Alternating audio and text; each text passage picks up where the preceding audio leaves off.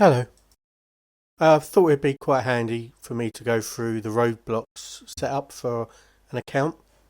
So I've just gone in, I've created an account, I've actually set all of this up, tested this all out. But created an account for myself and set all of the policies, but I found that you really do have to set an actual named date. I've put in 2014 as a birth date. None of the rest really matters, just to make sure they're roughly the right age. Set this up, set up a email account so that you can get notified of any changes that get made. In parental controls, you enable parent pin here. So it's just a 4-digit pin. Something to remember, when you enter the pin, the entire thing gets unlocked for 5 minutes. So if you make any changes, don't let the kids play Roblox within that 5 minutes, because they could change everything. So within parental controls, I selected all ages, suitable for everyone, so it's definitely saying it's somewhere under 13. I also turned off all of the ability to pay for stuff, and you will get asked to pay for stuff constantly. It's always there. I enabled it. I've set a spending limit for nothing. You can obviously change that, but nothing is a good start. And I also put in that if your kid does spend something, you get told. You get an email to say that they've spent something. So the security, I would put in an email so that you always get a code. If you log in anywhere, you have to enter the code that gets sent to your email.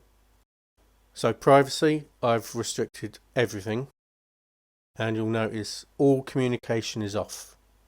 So this is, I think, default for someone that's sort of under the age of 13. For other settings, private servers are basically, so let me explain what Roblox is first. It's not a game in itself.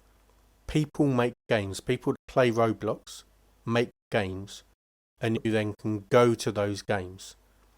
So if I show you quickly here, this is just a list of all the games that people have made that you can go and play.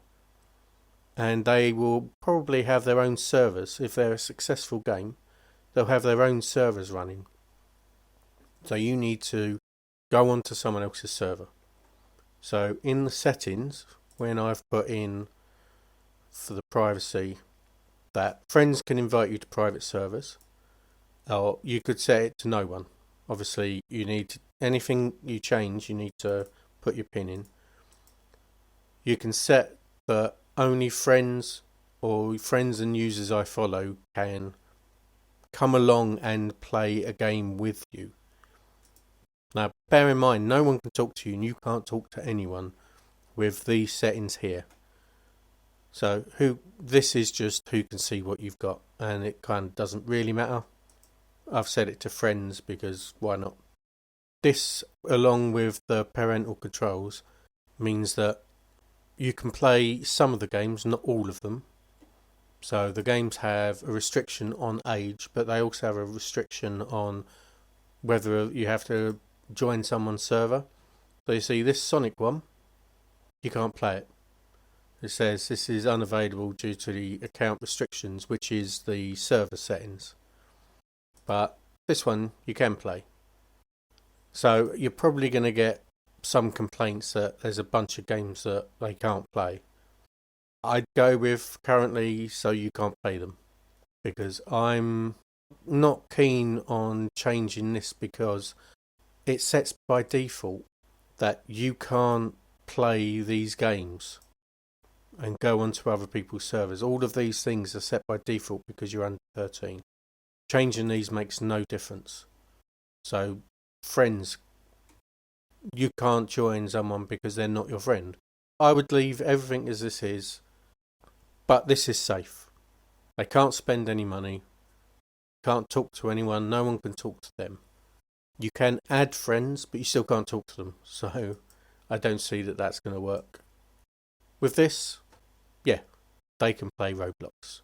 Some of it. Hope that helped.